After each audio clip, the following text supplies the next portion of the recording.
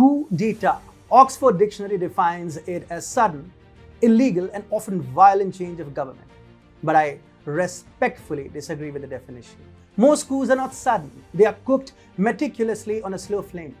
Their illegality depends on how we define illegal, because many coups in ancient history have been moral coups. And violent, not all coups need to be violent. Some are bloodless too. Hi and welcome.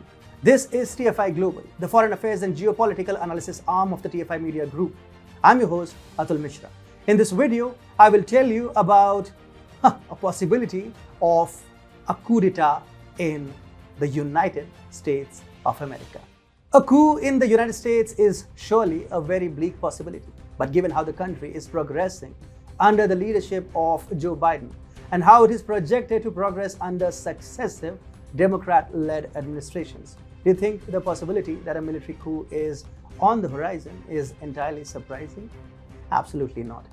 Americans are just sick of liberal Democrats controlled by the far-left lobby turning everything about race. The critical race theory is being pushed around the country like there is no tomorrow, and American society is getting torn apart as a result.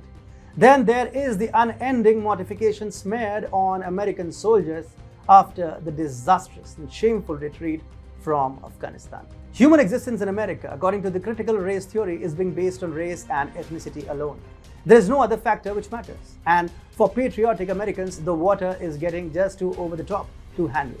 The Democrats and their president have crossed too many red lines, and the devastating effects of the same are visible in the American military now.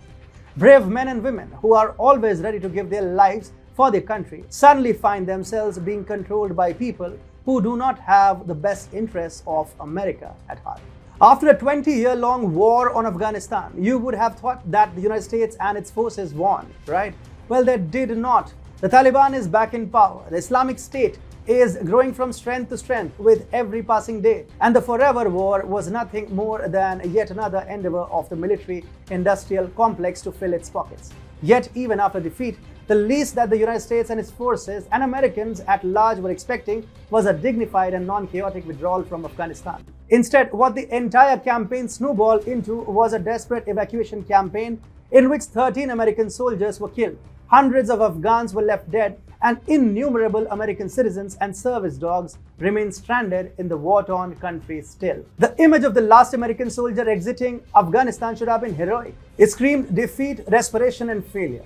And that image is now haunting the US military's ranks. The seeds of dissent have been sown, and in any army does not take much time for them to sprout. So should you worry? Yes, you should. President Joe Biden and his administration have messed up big time. And the worst part is they refuse to learn from their mistakes and rectify them. Instead, they are engaging in blatant propaganda. Joe Biden, for instance, has called America's evacuation out of Afghanistan a roaring success, which everyone should be proud of. His lackey, like Army General called Mark Milley, who also happens to be the country's chairman of the Joint Chief of Staff, is a woke general who commands little respect among the military ranks. In fact, dozens of retired generals and admirals have demanded that Defense Secretary Lloyd Austin and General Mark Milley step down from their positions for negligence in performing their duties, primarily involving events surrounding the disastrous withdrawal from Afghanistan. Evidently, American soldiers and veterans are increasingly losing faith in the country's leadership. And if matters go from bad to worse, they will not shy away from venting out. But American troops are highly trained, skilled, and respect human rights. Unlike in other parts of the world where things can get really ugly, a military coup in USA does not necessarily have to be nasty. As stated earlier, there are good coups and bad coups. Bad coups include those done with the aim of grabbing power in a country, notwithstanding the performance of a civilian, democratically elected government. The people of this country might repose trust in their government, but a nasty, corrupt, and power-hungry military apparatus just cannot keep its hands to itself, leading it towards streets with armored vehicles and tanks trying to depose the civilian government. Pakistan is a classic case of bad coups haunting it since its very establishment.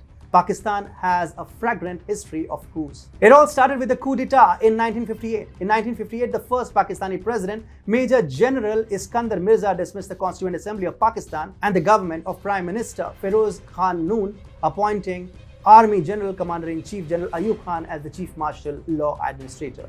This was followed by the coup led by General Ziaul Haq against the government of then Prime Minister Zulfikar Ali Bhutto. What happened to the civilian government of Afghanistan prior to the 1996 takeover by the Taliban is also a classic example of a bad coup. A good coup can be classified as one which is done with a noble cause to save a country and its people from a government and leaders who are compromised, corrupt, and have some very evil designs. In 2016, the coup which took place in Turkey against President Recep Tayyip Erdogan is an example of a good coup. Since the military knew just how rabidly crazy their president is, the coup failed eventually, but Turkey has never really been the same ever since. And the world has realized the absolute maniac that Erdogan is. Joe Biden as president had given the far-left loonies all the power in the United States.